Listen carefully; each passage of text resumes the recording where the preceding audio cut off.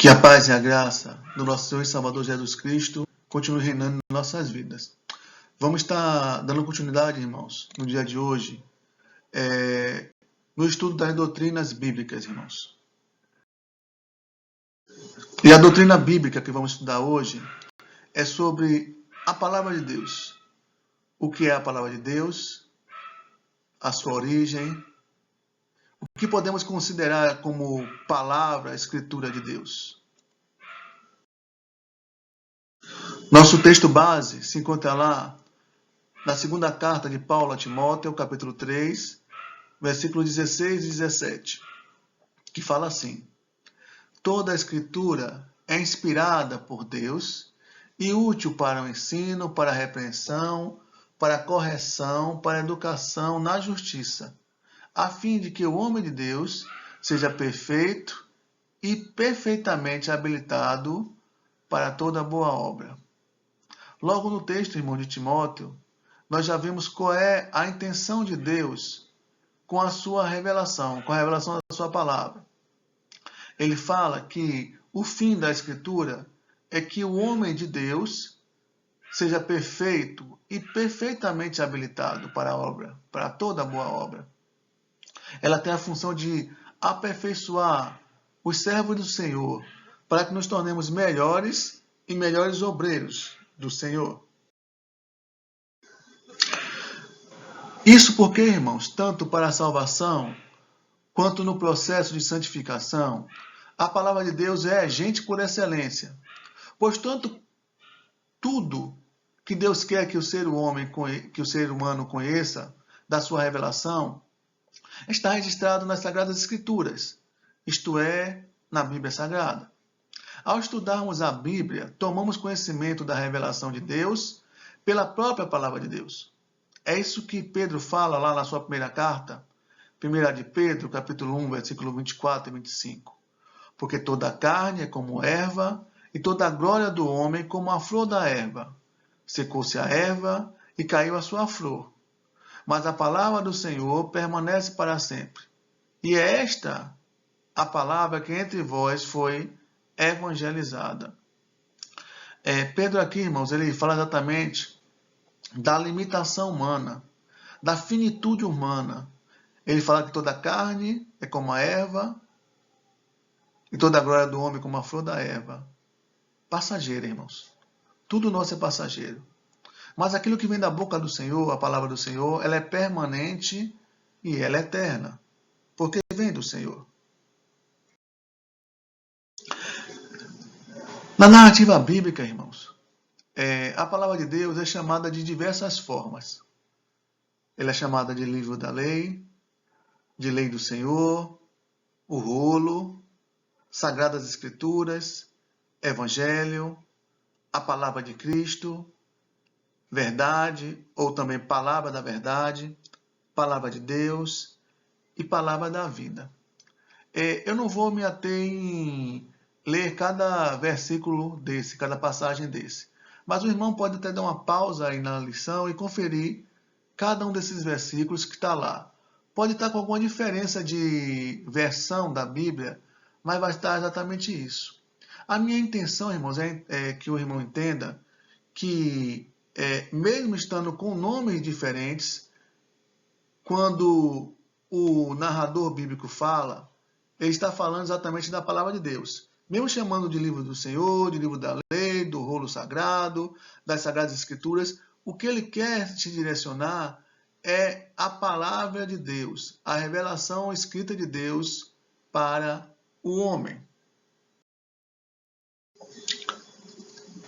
Mas o que são as Escrituras Sagradas? O que é que nós podemos chamar de palavra de Deus? Ou da verdade divina? O que seria isso no nosso contexto?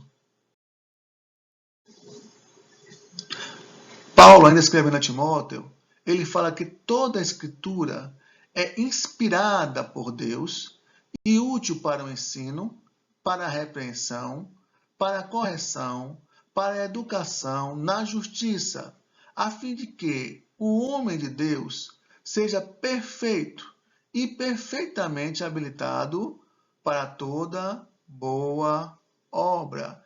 Irmãos, toda escritura é inspirada por Deus. Todo livro sagrado teve inspiração divina.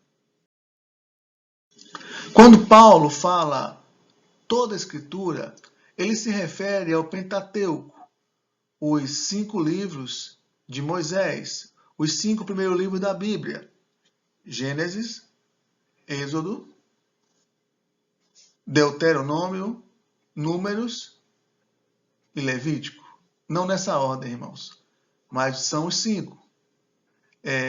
Ele fala desses 5 livros, ele também se refere aos escritos proféticos, ou livros proféticos, que são os livros dos profetas, profetas maiores, profetas menores, e os chamados livros sapienciais, que são os livros de sabedoria, Provérbios, Salmos, Jó. Ou seja, quando Paulo fala de toda a escritura aí, quando ele fala a Timóteo, ele está falando do Antigo Testamento. Isso porque, irmãos, na época de Paulo, ainda não haviam sido escritos os livros e cartas do Novo Testamento, ou pelo menos ainda não eram considerados como escritura. Quando Paulo fala toda a escritura, ele ainda não pensa em escrever certas coisas, ou que sua escrita ia ser considerado como escritura sagrada, mas se refere ao livro dos judeus, aos livros dos judeus. Mas isso, irmãos, não significa que os livros do Novo Testamento não são escrituras sagradas, não são palavra de Deus. Apenas porque Paulo citou, se referindo ao Antigo Testamento.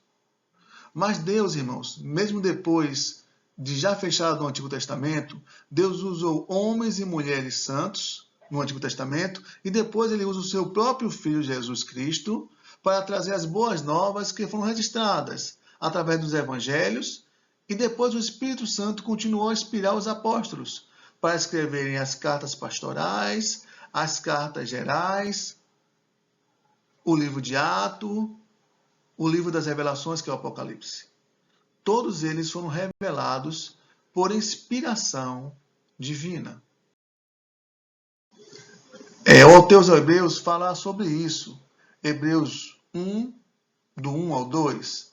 Havendo Deus, antigamente, falado muitas vezes, de muitas maneiras, aos pais pelos profetas, a nós falou-nos nesses últimos dias, que dias, irmãos? Os dias de Paulo, pelo Filho, a quem constituiu o herdeiro de tudo, porque também fez o mundo. O que o autor dos Hebreus quer dizer, irmãos, é que Deus falou antigamente com muitos profetas, com muitos homens de Deus, mas que através de seu Filho continuou falando também a nossas vidas. E que esses livros, esses escritos que estão constantes no Novo Testamento, principalmente os Evangelhos, são de fonte divina, inspirados por Deus através do seu Espírito Santo. Lá na Declaração Doutrinária da Convenção Batista Brasileira, ela dá o seguinte sentido, conceito sobre o que é Escrituras Sagradas. Lá no item 1 da nossa Declaração Doutrinária, fala assim: a Bíblia é a palavra de Deus em linguagem humana. É o registro da revelação que Deus fez de si mesmo aos homens, sendo que Deus é o seu verdadeiro autor. Foi escrita por homens inspirados e dirigidos pelo Espírito Santo. A Declaração Doutrinária Batista, ela reforça o que eu estava dizendo, que todo homem que escreveu as escrituras que nós temos hoje, chamamos de Bíblia, eles foram inspirados pelo Espírito Santo de Deus, para que nos trouxesse a revelação e a verdade de Deus. Paulo diz que toda a escritura é inspirada por Deus. Mas o que é inspiração, irmãos? Muitos usam essa palavra como inspiração para um grande negócio, uma grande invenção, um insight, uma ideia nova. Mas, espiritualmente, irmãos, na linguagem bíblica e cristã, inspiração vai muito mais profunda, irmãos. O conceito do dicionário diz que inspiração é o ato ou efeito de inspirar ou inspirar-se, ação ou efeito de inspirar, de inserir ar nos pulmões, no caso, a própria respiração, o ato ou efeito de respirar, de colocar ar dentro dos pulmões.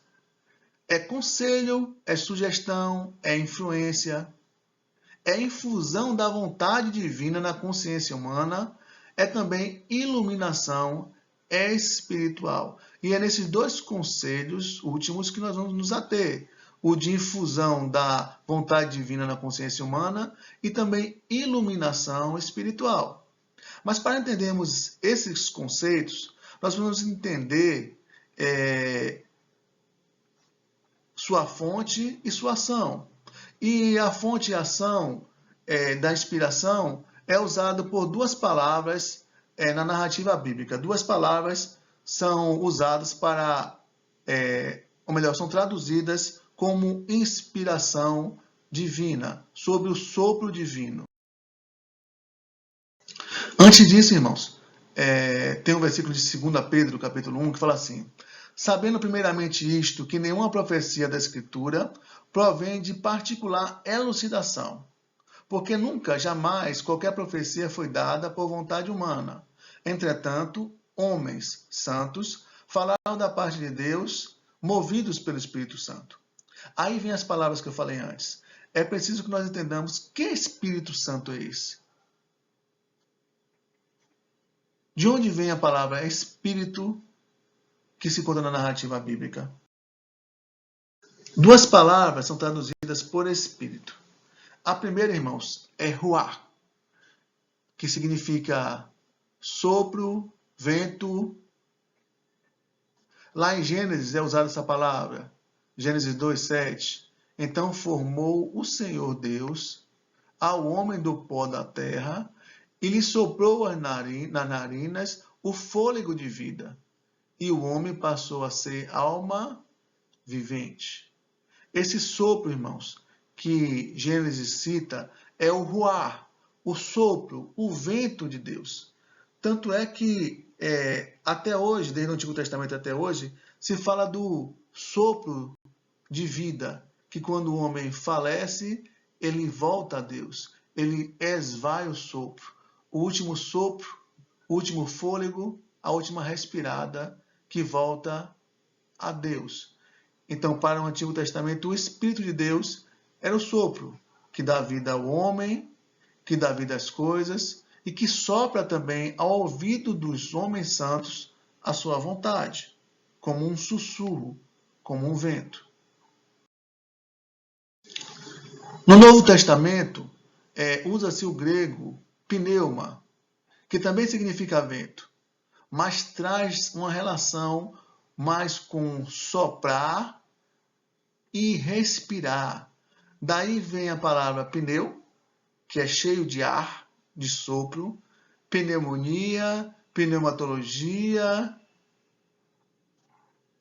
Deus, ele sopra a sua vontade e nós inspiramos, colocamos para dentro de nós através do Espírito. Nós nos inspiramos do Espírito Santo de Deus. É o que Jesus fala a Nicodemos, lá em João 3:8. O vento sopra onde quer.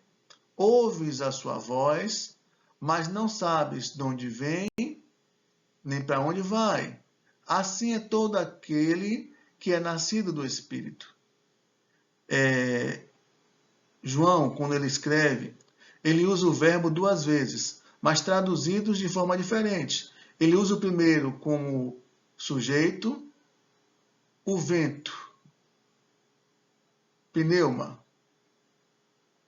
pneuma.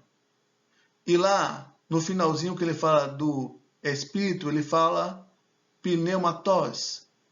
Ele poderia traduzir os dois como o vento sopra onde quer e o que é nascido através do vento. Mas já se entendia que esse vento, que esse sopro que ele estava falando, era o sopro do Espírito Santo de Deus. Esse é o sopro que leva o servo do Senhor para onde quer. e nós não sabemos de onde ele vem, nem para onde ele vai, e nem de onde nós viemos, e nem para onde nós vamos, porque nós somos nascidos do Espírito. Ruach, pneuma, sopro, vento, respirar de Deus.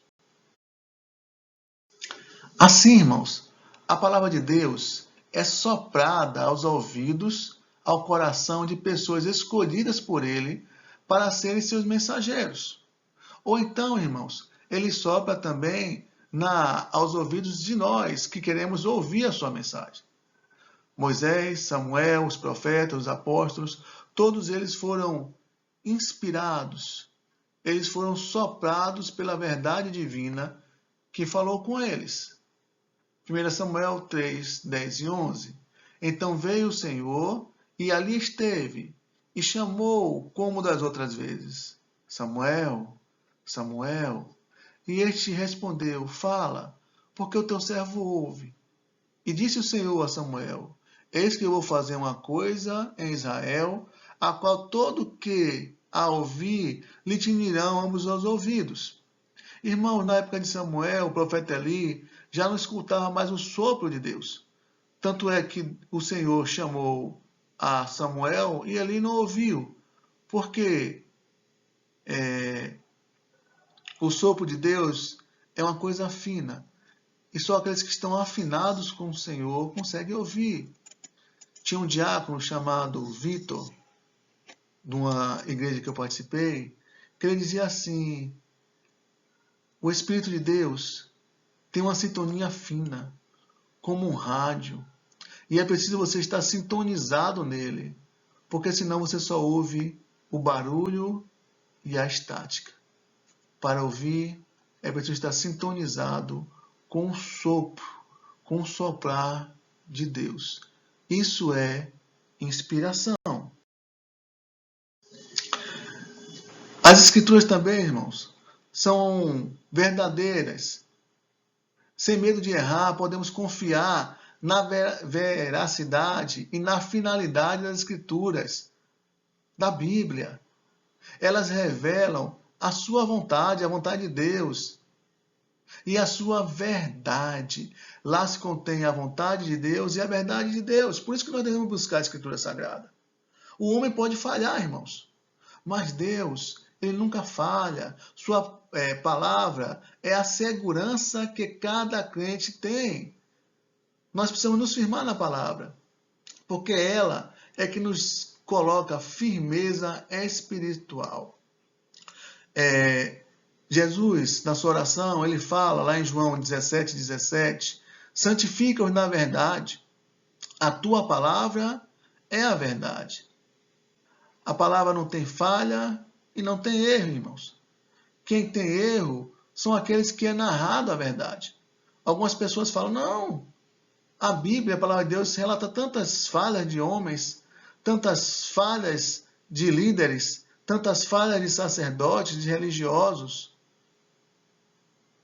Mas a verdade bíblica, ela é patente em relatar a verdade, mesmo que seja contra A ou B, mesmo que venha mostrar a carnalidade daqueles que deveriam ser homens retos, mulheres retas e sãs.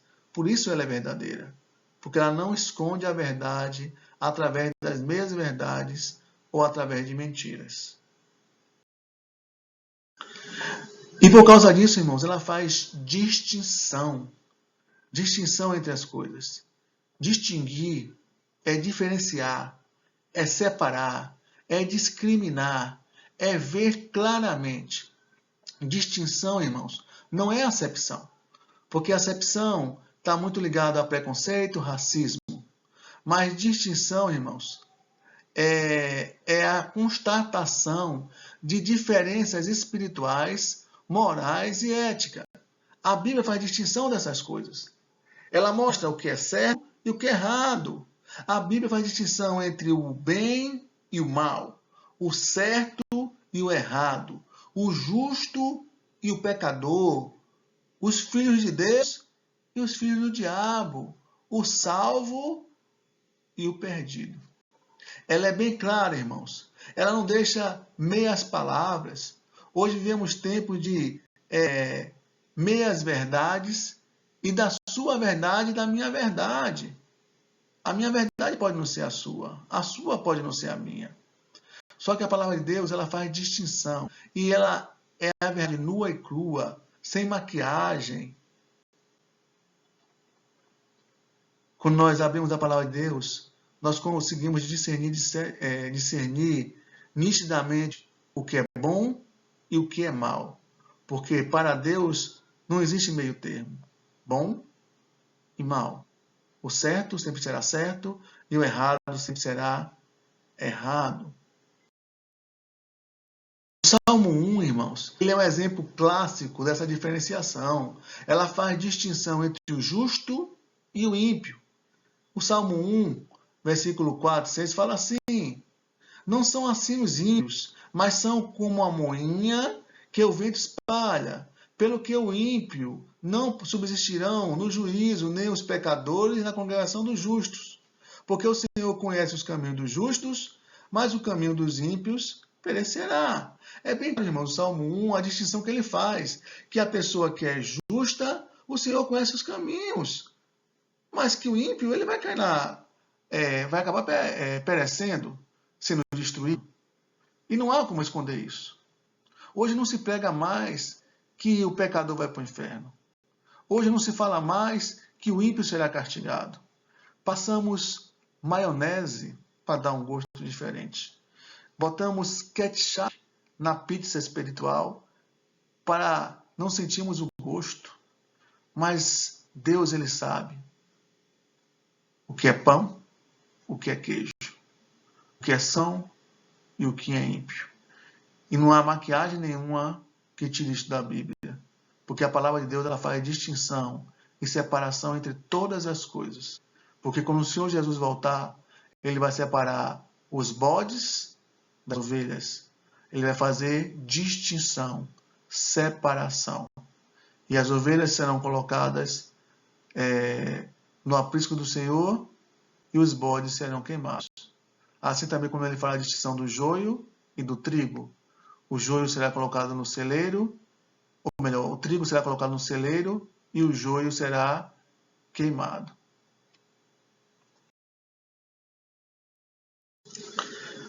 A palavra de Deus, irmãos, ela tem também autoridade. Porque a palavra de Deus é viva e eficaz, e mais cortante do que qualquer espada de 2 gumes, e penetra até o ponto de dividir a alma e espírito, juntas e medulas, e é apta para discernir os pensamentos e os propósitos do coração.